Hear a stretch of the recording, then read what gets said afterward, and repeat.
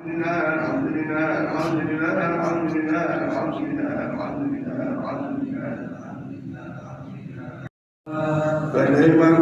مقاصدنا واغفر لنا ما مضى يا واسع الكرم. أعوذ بالله من الشيطان الرجيم. بسم الله الرحمن الرحيم. الحمد لله رب العالمين وبه نستعين على أمور الدنيا والدين، والصلاة والسلام على أشرف الأنبياء والمرسلين سيدنا وحبيبنا وشفيعنا ومولانا محمد صلى الله عليه وسلم أجمعين. قال الله تعالى: سبحانك لا علم لنا إلا ما علمتنا إنك أنت العليم الحكيم. رب اشرح لي صدري ويسر لي أمري واحلل عقدة من لساني يفقهوا قولي. قال المصنف رحمه الله تعالى به ونفعنا به وبعلومه في الدارين آمين. Hadirin hadirat Bapak Ibu jamaah Masjid Babu Salam, jamaah sholat subuh dan jamaah kuliah subuh Masjid Babu Salam. Alhamdulillah wa syukurillah, berbagai kenikmatan kita rasakan, kita nikmati. Bahkan kenikmatan itu banyak juga yang kita simpan untuk dipersiapkan dalam memenuhi kebutuhan kehidupan dunia, lebih lagi kehidupan akhirat. Mudah-mudahan berbagai kenikmatan yang Allah anugerahkan kepada kita, nikmat umur, nikmat sehat, nikmat afiat, nikmat iman dan Islam, nikmat istiqomah dalam ibadah, mudah-mudahan menghantarkan kita kepada rahmat dan ridha Allah Subhanahu wa ta'ala, dan dengan berbagai amalan-amalan ibadah-ibadah yang kita lakukan mendapatkan ganjaran pahala di sisi Allah Subhanahu wa ta'ala dan menghantarkan keberkahan kehidupan kita dunia, lebih lagi kehidupan akhirat. Amin ya rabbal alamin. Para jamaah sekalian, pada materi subuh ini saya sengaja mengambil tema kubur memanggil kita. Kuburan memanggil makhluk hidup, terutama manusia. Kenapa ini judul saya bawa ini? Ya memang ada sebab. Sebabnya waktu saya mendapat berita kawan saya meninggal mendadak, yang kemarin saya ceritakan. Habis istighosah, pulang kesandung, sesak nafas, meninggal. Nah, kawan yang lain nge-share tentang betapa kita ini selalu dipanggil oleh kuburan. Di dalam sebuah kitab Daqaiqul Akhbar disebutkan bahwa al-qabru yunadi fi kulli yawm. Nah, kebayang tuh kubur tuh kayak apa? Kuburan yang 1 kali 2 kayak apa kubur itu? Walaupun kuburan itu ada yang 5 miliar, ya, kalau di Beverly Hills, daerah Kawaraji, miliaran tuh. 1 kali 2 itu nilainya miliaran, harganya miliaran. Kalau di BAK ini kan cukup dengan uang sedekah atau wakaf 1 juta, itu pun sudah miliaran.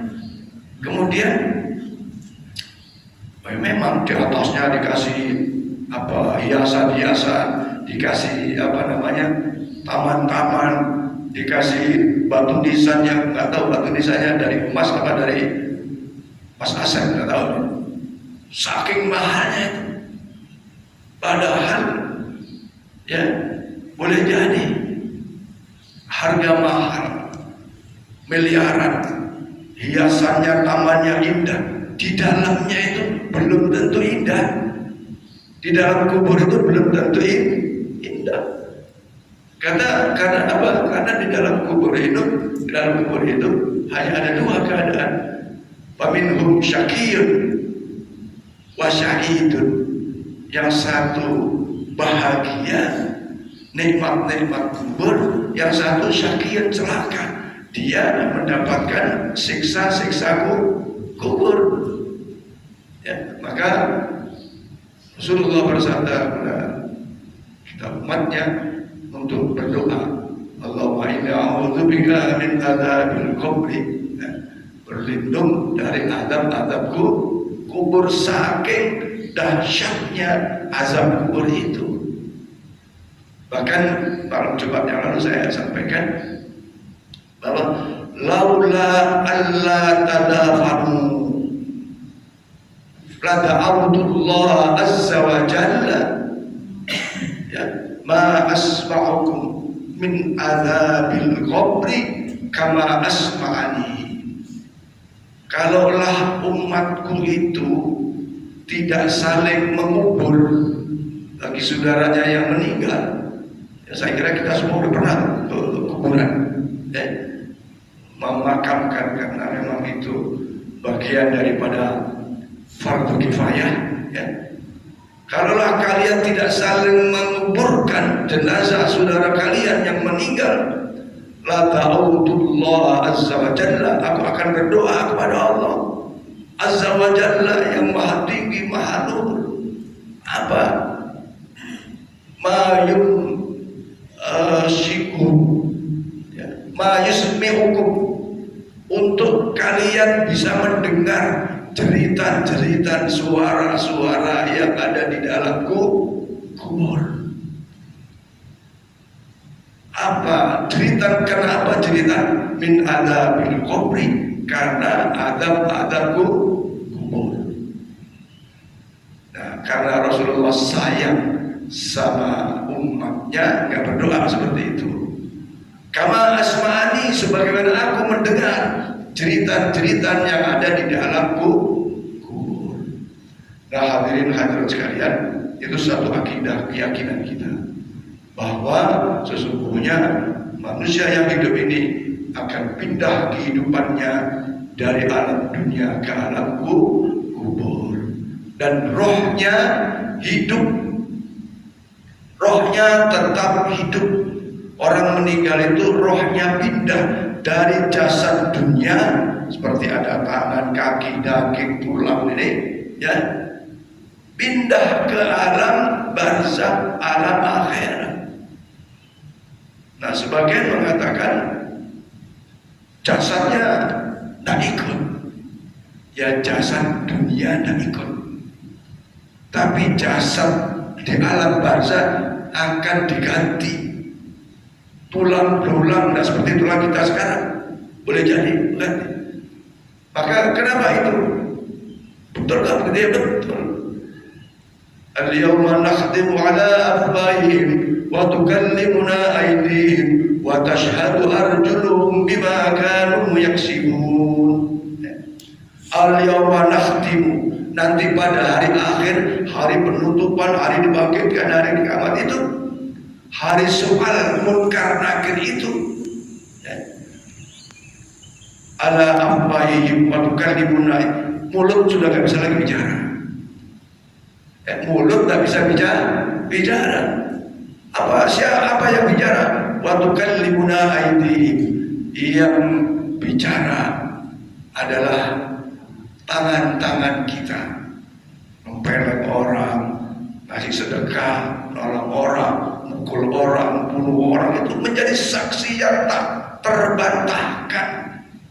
Kan Allah sebut tukallimuna, tangan, bicara, aidi, tangan kita, wa tashhadu arjuluhum, dan kaki-kaki kita menjadi saksi, bima kanu yaksibun, terhadap apa saja kita lakukan, kita perbuat.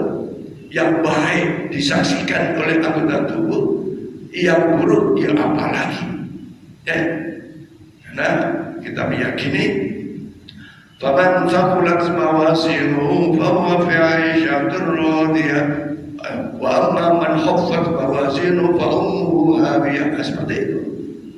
Bahkan sekecil apapun perbuatan baik akan dibalas dengan kebaikan, dan perbuatan jahat, perbuatan buruk, perbuatan maksiat juga akan mendapatkan ganjaran. Nah, implementasinya ini maksudnya ada berbuat buruk, kemudian istighfar, kemudian beribadah, kemudian amal soleh.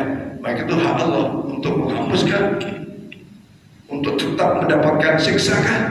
Itu hak Allah Subhanahu wa Ta'ala. Kita yang minta, ya. Maka di dalam doa kita, Rabbana la tu'akhidna in nasina aw akhtana. Ya Allah, mohon kepadamu ya Allah, jangan kau hukum, jangan kau ambil hukum kepada kami, aw akhta nasina aw akhtana, ketika kami melakukan sesuatu yang salah karena lupa, ya, aw akhtana, atau karena kesalahan-kesalahan kami. Nah, maka kalau yang baik dipastikan dibalas dengan kebaikan, tetapi yang buruk boleh jadi sebelum wafatnya, karena barokah ibadah kita, barokah wudhu kita, sholat kita, puasa kita, amal soleh kita, kebaikan kita diampuni oleh Allah Subhanahu. Maka kita ini ya sudah, kita berhusnudzon kepada Allah. Apapun kesalahan kita, insya Allah mendapatkan ampunan maghfirah Allah Subhanahu wa Ta'ala. Nah, para jamaah sekalian, kesimpulannya bahwa kita pasti masuk kubur, dan di dalam kubur hanya ada dua keadaan, yaitu celakakah, tersiksakah kita, atau sebaliknya bahagiakah kita. Tentu kita benar bahagia. Yang ketiga, al-haq, al-qabru haqqun, alam kubur itu benar adanya, dan annal adzaba haqqun, azab kubur itu juga benar, pasti adanya. Kalau saya dibantah, kalau mau dibantah ya coba mimpi mati dulu atau mau mati dulu. Kalau udah mati benar kan tak balik lagi. Nah, oleh karena itu para jemaah sekalian, ayo, karena kita yakin bakal mati, bakal dikubur, dan setiap yang bernyawa yang hidup pasti masuk kubur. Ayo siapkan amal-amal menghadapi kuburan. Ya, orang cerdas itu kata Rasulullah, al-kayyisu man dana nafsahu lima amila ba'dal maut.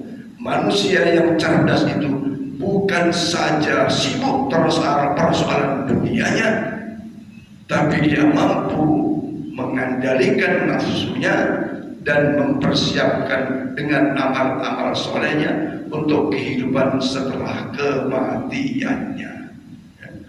Ketubrak persoalan dunia saja, persoalan hawa nafsu saja, keinginan nafsu, keinginan itu pasti ada yang baik, tapi kadang-kadang keinginan itu juga ada yang buruk. Maka nafsu yang benar itu dikendalikan, ya, dikendalikan baru benar.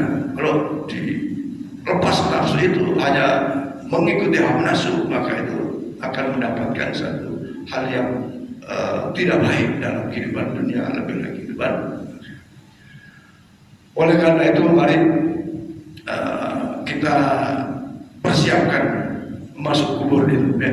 Kubur, masya Allah, kubur cuma 2x1, kemudian pasti kita sendirian, dibungkus kain, setelah dimandikan segala macam dibungkus dengan kain kafan yang bersih putih. Begitu kita dimasukkan ke liang lahat, masya Allah, ada yang liang lahatnya itu kering, nggak ada air tidak ngalir, tidak keluar sumber mata air. Yang memakamkan itu rasanya kok agak enak gitu. Dibuka tutup kepalanya, ditempelkan hidungnya, dahinya ke tanah. Kalau taruh di kotak, dikasih gempelan kayu, tanah, seakan-akan sebagai bantal. Ya. Begitu sudah dimiringkan menghadap kiblat, ya, dipasang kayu, ya kamu ya. Kalau langsung ke tanah, kayak habis itu diurut. Bayangkan, rohnya merasakan, rohnya mendengar, Bahkan suara sendal yang mengubur rohnya dengar. Langkah-langkah orang yang memakamkan itu rohnya dengar. Ada yang mengatakan ar-roh fi jenazah. Antara roh dan jasad itu bainal kafani, antara kain kafan dan kulitnya. Intinya rohnya mendengar. Rohnya mendengar prosesi pemakaman. Bahkan rohnya merasakan pada saat kita dimandikan. Maka tidak boleh mandi pakai sikap kawat, ya bukan baiknya malah kawat, sikap tidak boleh, harus halus. Memandikan jenazah itu harus halus. Menurut apa, menekan perutnya supaya kotornya keluar dari kuburnya, diusap. Kenapa diusap? Ya karena supaya hilang kotorannya dan airnya mengalir kepada seluruh tubuhnya. Ya, suku pun begitu, pada farji-farjinya, pada kemaluannya tertutup. Nggak boleh. Harus halus. Kenapa harus halus? Karena rohnya merasakan. Nggak boleh mentang-mentang jenazahnya orang nakal, orang keblak, nggak boleh. Tetap harus halus. Karena rohnya merasakan. Bahkan rohnya mendengar. Saya segitunya. Karena manusia itu karena disebut sebagai manusia itu jasadnya suci. Ya, manusia itu jasadnya suci, dihargai manusia. Begitulah keagungan manusia. Innal insa sesungguhnya derajat manusia itu lebih tinggi, lebih mulia dengan akalnya dan seterusnya. Nah, apa kata kubur yang berpesan kepada kita? Tadi di awal saya sampaikan di dalam kitab Daqaiqul Akhbar itu, dan juga di dalam Sunan At-Tirmidzi disebutkan, al-qabru yunadi fi kulli yawmin khamsu marratin. Kubur memanggil kepada kita satu hari 5 kali. Yang pertama apa? Annal qabra baitul wahdah. Sesungguhnya aku ini tempat yang kesendirian, tempat yang sendiri. Ya, ada nggak Bu, suami meninggal, ibu ikut? Nggak ada ya, kecuali meninggal ya, sama-sama meninggal maksudnya kan, boleh kan dimakamkan satu lahan atau liang lahan, apalagi tanah susah misalnya kan. Tapi secara umum setiap yang ada di dalam kubur itu sendiri. Ya, sendiri. Faj'al laka munisatil qiraatil Qur'an. Maka kalau kita semua sadar nanti di kuburan itu sendirian, faj'al laka munisa, cari kawan. Siapa kawannya? Banyak baca Quran. Kawannya adalah munisa qiraatil Quran. Banyak baca Quran. Pahala bacaan Quran kita yang akan menemani kita di alam kubur. Maka Rasulullah perintahkan dalam sebuah hadis, Iqra'ul Quran fa innahu ya'ti syafa'atun li ahlihi. Hai umatku, jangan sampai gak bisa baca Quran. Dengan kemampuan yang ada, baca Quran itu. Salah sedikit terus baca sambil belajar. Salah banyak, dia tambah banyak belajarnya. Kalau sudah lancar bacaannya, warattilil Qur'ana tartila, baca Quran dengan tartil. Jangan dipaksa baru bisa baca itu tartil, ada proses untuk memperbaiki bacaan. Karena Quran yang kita baca itulah nanti akan mengiringi kesendirian kita di alam kubur. Waduh, Pak Ustaz nggak bisa baca nih, udah mata sudah kabur, rabun. Orang buta banyak yang hafal Quran. Orang buta banyak hafal Quran. Mari para jamaah sekalian, jangan sampai anak cucu kita nggak bisa baca Quran. Quran sekali lagi, ini luar biasa. Fadilahnya bukan cuma di dunia, tapi fadilahnya, kemanfaatannya akan kita nikmati, termasuk menemani di alam kubur. Ibu kalau di rumah sendirian aja takut ya Bu. Takut, apalagi gelap, listrik mati, hujan derasnya kayak tadi malam tuh. Luar biasa, saya jalan dari mana tuh ya, Jalan Waru ya, rumah makan bebek bekaos tuh, nyampe di sini hampir 2 jam dari malam tuh. Macet. Setengah 8 dari sana nyampe sini jam 8:17 menit. Macet, gelap, ada kilatan petir segala. Waduh, saya berdoa ya Allah, mudah-mudahan masjid kita nggak bocor. Karena kebetulan kemarin itu terakhir ya. Terus malam sebelumnya hujan, saya ngecek malam di sini. Alhamdulillah yang bocor cuma di situ. Sini enggak, situ enggak. Nah, tadi malam Bapak sudah enggak bocor ya? Kayaknya tidak ada tuh. Masih ada. Sedikit ya. Menara pun gitu. Tadi kemarin malam saya lihat bocornya netes. Setelah paginya saya tanya sama tukangnya dan naik ke corong itu, ternyata waktu masukin corong itu nggak ditutup, tinggal ditambal sama dia malamnya. Nah, kalau hari ini kalau tadi malam masih bocor, nanti tinggal kita kasih tahu lagi supaya. Kadang di rumah sendirian takut, ya, ada tikus saya takut. Nah, kemarin anak saya ketakutan ada tikus mas, ceritannya tikus. Kalau kita pukul itu mati dia, takut gitu. Apalagi di alam kubur yang kayak Masya Allah. Ya, ayo saya khususnya dan kita semua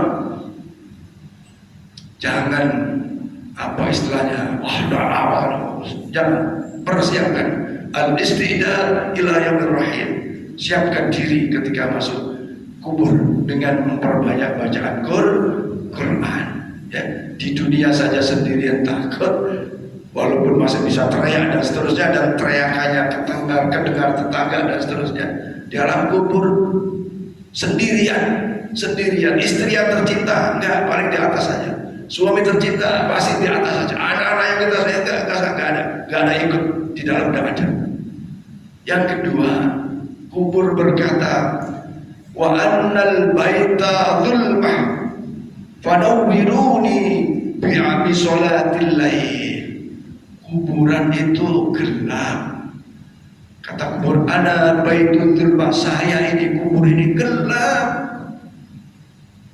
Bawa lampu, fahmin, bawa lampu, bawa penerang, fanawwiruni, maka terangi kuburan itu dengan apa? Ternyata penerang alam kubur bisolatil laili, dengan sholat malam. Tentu saja yang dimaksud adalah sholat nafilah, sholat sunnah. Ya, maghrib memang sholat awal malam, isya memang sholat malam, subuh sholat akhir malam. Ya, menjelang siang, menjelang terbit matahari. Tapi fahmin bisolatil laili adalah dengan sholat sunnah, sholat witir, ya, sholat tahajud diantaranya.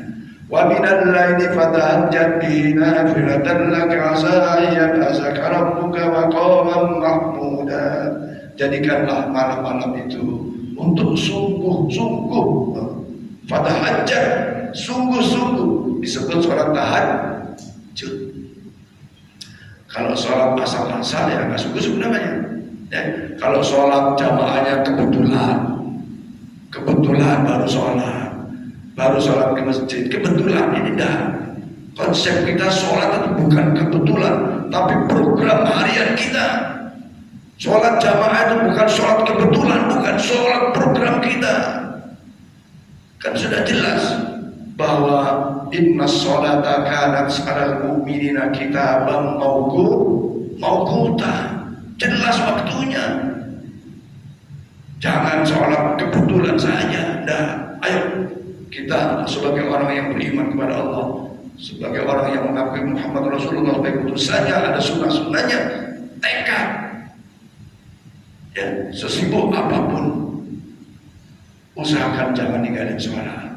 Sebisa, sengantuk apapun, jangan ninggalin subuh. Apalagi bisa jamaah sholat subuh, mumpung masih bisa melangkah sendiri. Kalau sudah nggak bisa itu rajaan. Ya. Jadi fahmil bi sholatil lail, salat malamlah penerang alam kubur kita. Siapa yang sholat nafilah, sholat malam, sholat tahajud, asa ayyab asal buka maqamam mahmuda, ia akan mendapatkan kedudukan yang tinggi di sisi Allah Subhanahu wa taala. Di dalam surat Al-Insan pun disebutkan, wa minal laili fasjud lahu fasabbihu lailan tawila. Wa minal laili, dan di antara malam-malam itu lakukan sholat dengan sungguh-sungguh. Fasabbihu lailan tawila, dan jadikan malam-malam itu memperbanyak tasbih. Apa Bu? Memperbanyak tasbih. Nah, perintah itu bukan hiburan malam. Hiburan tidak dilarang, Pak. Hiburan tidak dilarang, tapi yang dilarang itu bentuk hiburannya. Pekerjaan apapun tuh nggak ada yang dilarang kecuali yang haram pekerjaannya, kecuali batil. Maka di dalam fikih Islam itu ada disebut at-thulul. Thulul itu adalah kalau kita benar-benar beriman kepada Allah dan Rasulnya, dia akan menghindari perbuatan zulul. Apa zulul itu? Zulul itu perbuatan tidak ada gunanya. Zulul itu perbuatan yang sia-sia, ngilangin waktu hidup, ngilangin macam-macam. Ada orang karena hobinya mancing aja di pinggir jalan, sekedar hobi. Entah anaknya di rumah kayak apa, istrinya kayak apa, tetangganya kayak apa, tidak ada. Hanya sekedar hawa nafsu, mengikuti hobi yang, ya kalau orang olahraga itu kan ada manfaatnya ya, supaya sehat. Ini zulul, nggak ada manfaatnya sama sekali. Kalau orang betul beriman kepada Allah dan Rasulnya, dia menghindari az-zulul itu, perbuatan yang sia-sia. Banyak nggak kita? Emangnya, apalagi sudah tua, Bu, gunakan waktu yang ada itu dengan sholawat, dengan tasbih, dengan sayang istri. Umpamanya nih, begadang yang gak ada gunanya, lebih baik kelonan sama istri. Nah, ini bagi yang masih nggak apa-apa disayang istrinya di rumah, istrinya pun sayang suaminya, dicuci mukanya kayak apa kayak gitu kan. Ya Pak Haji, sayang anak, tanya anak sekolahnya, kerjaannya, apanya, dulur. Maka ayo fasabbihu lailan tawila. Bahkan ada kelompok orang yang beriman itu, wa minal laili walladzina yabituna li rabbihim sujadan wa qiyama. Surat Al-Furqan. Ada kelompok manusia itu begitu memulai malam, ya, dia sedikit makannya, kalau makannya banyak ngantuk, ya. Kemudian begitu datang malam, walladzina yabituna rabb sujadan wa qiyama, malam-malamnya digunakan untuk sujud, untuk sholat. Ibu pernah dengar cerita Rabi'ah al-Adawiyah, ya? Masya Allah. Wahai suami, apakah malam ini kau berhajat kepadaku? Apakah kau malam ini kepengen tak sayang-sayang gitu? Apakah malam ini kamu perlu sama aku? Kenapa? Enggak, kalau enggak, aku akan menyendiri, aku akan bersujud, aku akan berzikir, aku akan bertasbih, aku. Kenapa segitunya? Sadar hidup di akhirat itu khalidina fiha abada, selama-lamanya. Lah kalau selama-lamanya tersiksa, di dunia dicoba dengan kemiskinan aja rasanya susah, betul kan? Dicoba dengan padahal di dunia ya 100 tahun itu pun sudah reot-reot. 80 tahun aja ada yang sudah tidak bisa ngapa-ngapa, ya kan? Ayo saya harus sesuai dengan kita semua. Di akhirat itu adalah walal akhiratu khairul laka minal ula. Kehidupan akhir itu lebih utama dan selama-lamanya. Apa kita terus menyodorkan diri api aja biar jadi siksa? Jangan. Walaupun sadar dengan kemaksiatan dosa yang banyak, tapi tidak boleh orang beriman punya mindset seperti itu. Betapapun banyaknya dosa kita, tetap kita tidak boleh berputus asa kepada rahmat Allah Subhanahu wa ta'ala. Kita tetap berharap ampunan Allah Subhanahu wa ta'ala. Maka ayo ibu-ibu dan bapak-bapak, termasuk diri saya dan keluarga saya, fahmil bisolatil laili, ajak diri ini, ajak suami, ajak istri, ajak anak untuk melakukan sholat malam. Untuk apa? Untuk supaya sholat malam itu nanti datang, ya'ti fil kubri, datang di dalam kubur dengan penerangan yang sangat terang, seterang-terangnya. Karena kuburan itu adalah gelap gulita. Nah terang saja bu, maaf nih, beda kan bu? Kalau sekedar terang dengan ada warna lampu kuning, ada hijau, ada kayak begini, beda kan bu? Beda. Terangnya sama tapi nuansanya jadi beda. Ibu pilih yang mana? Nuansa yang indah, gemerlap, yang menyenangkan rasa, atau sekedar terang? Enggak. Minta terang yang enak dilihat, enak dipandang. Kita kan begitu. Ya kadang-kadang mau jalan-jalan aja, istri belum bedakan, suami bilang, "Dik, bedakan dulu, biar enak dilihat." Betul lah katanya. Dan ibu-ibu pun tidak mau pergi kemana langsung nyolong pergi aja. Ada yang kadang-kadang bangun tidur langsung pergi keluar rumah langsung. Nah, ini kebiasaan yang kurang bagus sebenarnya. Kenapa? Istri kita dilihat tetangga, istri kita dilihat orang lain. Betul nggak bu? Oh istrinya Pak Ustadz masuk bangun tidur langsung ke mall, yang tidak mungkin kan gitu. Nah ini perempuan ini sensitif. Ya. Artinya apa tadi? Tidak sekedar terang, tapi harus diperindah.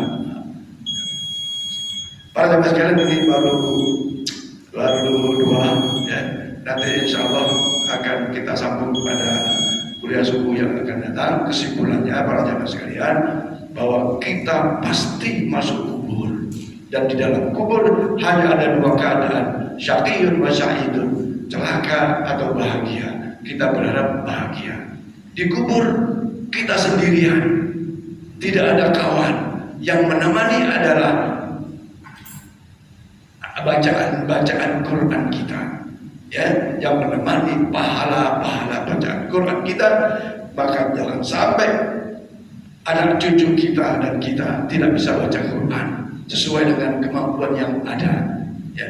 Yang kedua, ternyata kubur itu al-baitul zulam, tempat yang gelap. Maka pada wiruni, terangilah kuburan itu bisolatil lail, dengan sholat malam. Dan ternyata banyak di antara hamba-hamba Allah itu yang menggunakan malam untuk satu sisi untuk istirahat, ya, untuk istirahat, di sisi lain untuk senantiasa mendekatkan diri kepada Allah Subhanahu wa ta'ala dengan tasbihnya, dengan macam-macam amal-amal soleh yang lain. Mudah-mudahan kita semua diberi kekuatan oleh Allah Subhanahu wa ta'ala, tidak istiqomah dalam ketaatan kepada Allah dan mampu menjalankan amal-amal sunnah. Dan insya Allah pada saat nanti kita wafat dalam keadaan husnul khotimah, masuk kubur dalam keadaan punya kawan, dalam keadaan terang benerang.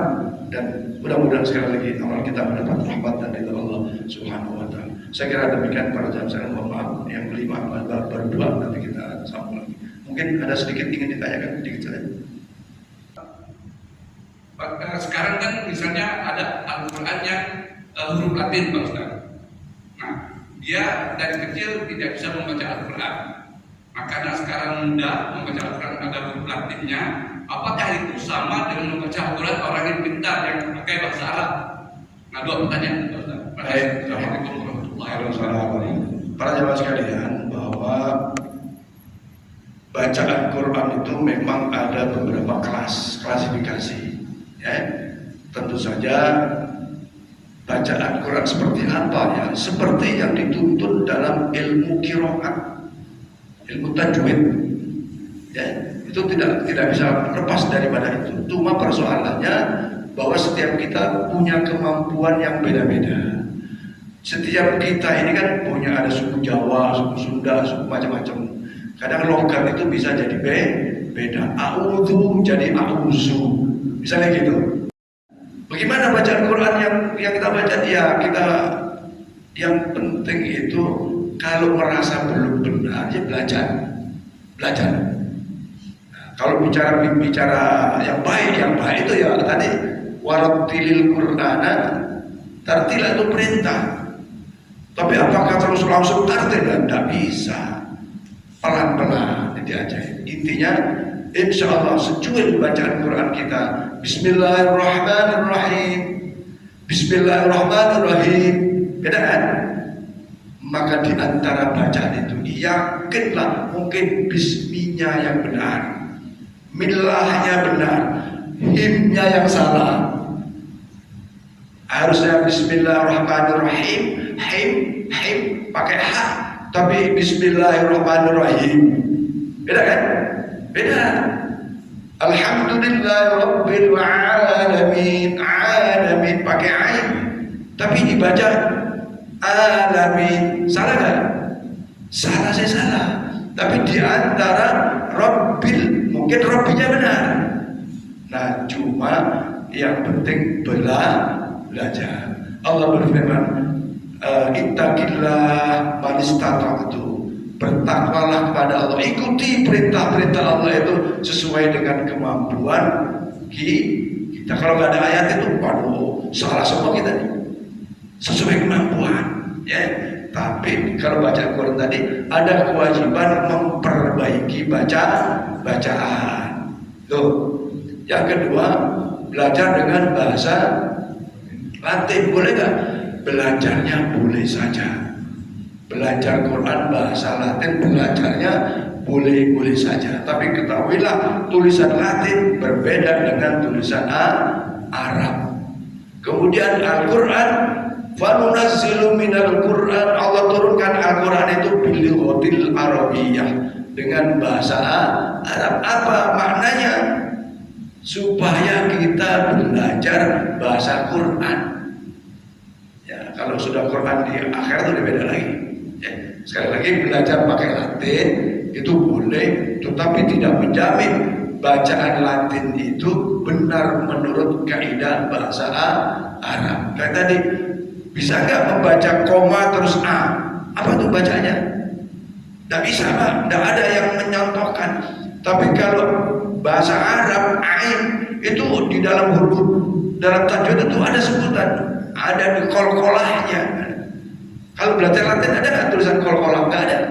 Tapi belajar Quran Arab ada idghamnya, ada ikhfanya, ada iklabnya, ada idgham mutamasyilan, mudgham, macam-macam. Ya, macam-macam. Itu ada di kaidah Al-Quran bahasa Arab. Kalau bahasa Latin ada. Belajarnya boleh, tapi terus disempurnakan.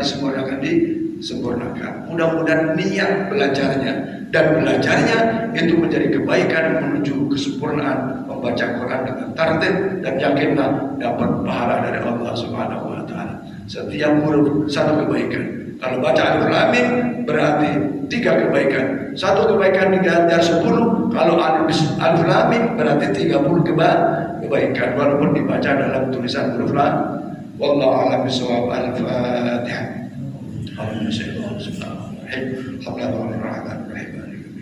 Iyyaka na'budu wa iyyaka nasta'in. Bismillahirrahmanirrahim. Alhamdulillah wa sallallahu alaihi Muhammad wa ala sayyidina Muhammad. Allahumma ighfir lana dhunubana wa li walidayna warhamhum kama rabbayana صغيرا. اللهم ربنا زدنا علما نافعا وتقبل رزقا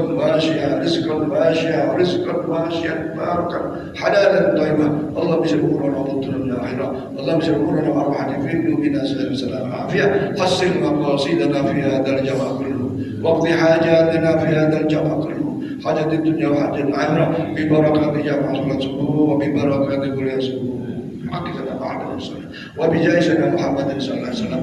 ربنا آتنا في الدنيا حسنة وفي الآخرة حسنة وقنا عذاب النار. صلى الله عليه وسلم محمد وعلى آله وصحبه وسلم. على ربك رب العزة عما يصفون وسلام على المرسلين والحمدلله rabbil alamin. Demikian, terima kasih, mohon maaf, dan saya sampaikan minggu besok insyaallah materinya tentang kesehatan oleh Bapak Dr. Yuri Rehim Hasan. Assalamualaikum warahmatullahi wabarakatuh.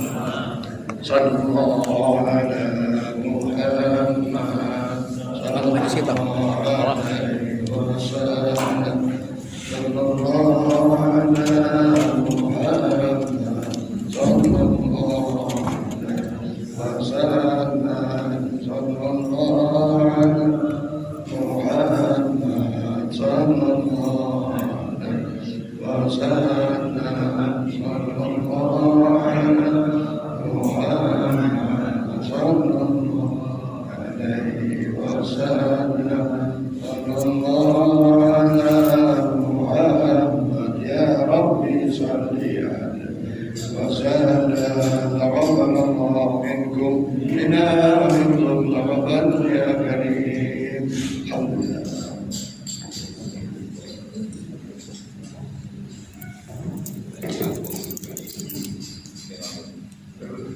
Saya